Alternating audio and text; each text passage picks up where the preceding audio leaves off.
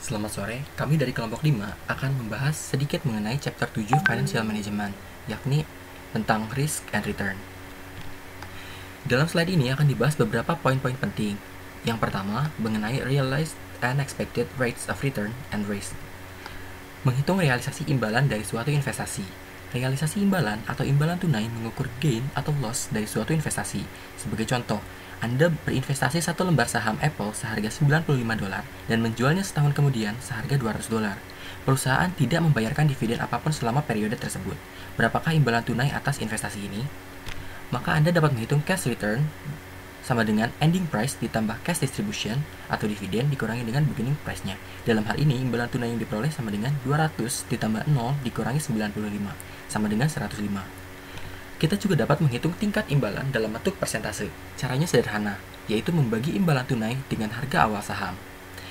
Di sini kita bisa hitung rate of return sama dengan cash of return dibagi dengan beginning price-nya.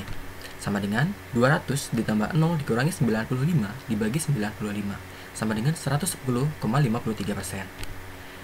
Berikutnya mengenai ekspektasi imbalan atau expected return adalah suatu yang diharapkan akan diperoleh di masa depan oleh investor dari suatu investasi.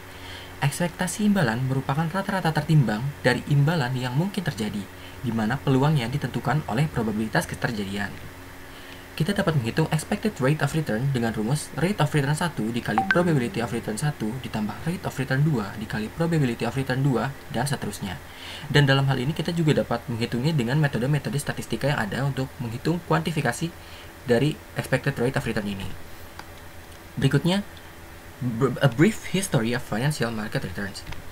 Dalam sejarah mengenai financial market return ini dapat dipelajari dua hal.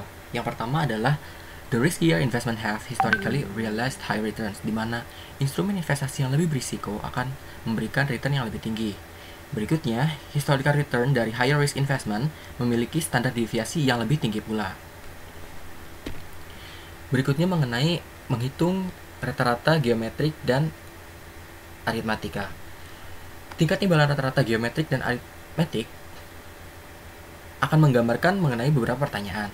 Yang pertama, tingkat imbalan rata-rata geometrik akan menjawab pertanyaan mengenai berapakah tingkat pertumbuhan investasi Anda. Sementara tingkat imbalan rata-rata aritmatik akan menjawab pertanyaan berapakah rata-rata tingkat imbalan tahunan.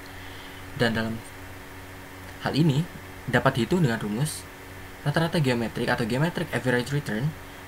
Rumusnya 1 plus rate of return for year 1 R1 dikali 1 plus rate of return for year 2 R2 dan seterusnya. Sementara rata-rata aritmetik dapat dihitung dengan membagi jumlah dari annual rates of return dengan jumlah tahunnya. Berikutnya adalah apakah yang menentukan harga saham. Yang menentukan harga saham secara umum, harga saham cenderung akan meningkat bila ada kabar baik tentang profit masa depan, dan harga saham cenderung akan turun bila ada kabar buruk tentang profit di masa depan. Pergerakan harga saham juga dipengaruhi oleh spekulan atau sentimen dari investor. The Efficient Market Hypothesis. Hipotesis efisien pasar menyatakan bahwa harga sekuritas merefleksikan secara akurat harapan arus kas masa depan dan didasarkan pada seluruh informasi yang tersedia di tangan para investor. Efisiensi pasar adalah suatu pasar di mana seluruh informasi Efisiensi pasar adalah suatu pasar di mana seluruh informasi yang tersedia berkaitan sepenuhnya dengan harga sekuritas dan imbalan yang diperoleh para investor atas investasi mereka yang tidak dapat diprediksikan. The Efficient Market Hypothesis. Terdapat tiga, yakni the weak form efficient market hypothesis, the semi-strong form efficient market hypothesis, dan the strong form efficient market hypothesis. Apakah kita berharap pasar keuangan menjadi efisien sempurna? Secara umum, pasar diharapkan setidaknya berbentuk weak form dan semi-strong form efisien.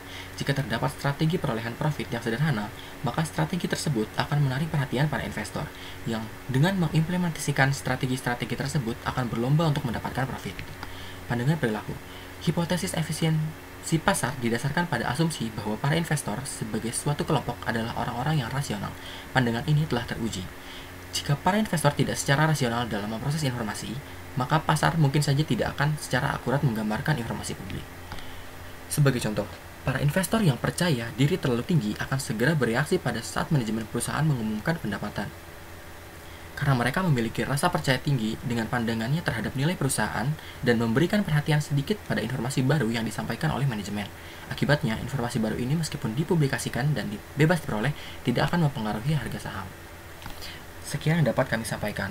Terima kasih dan wassalamualaikum warahmatullahi wabarakatuh.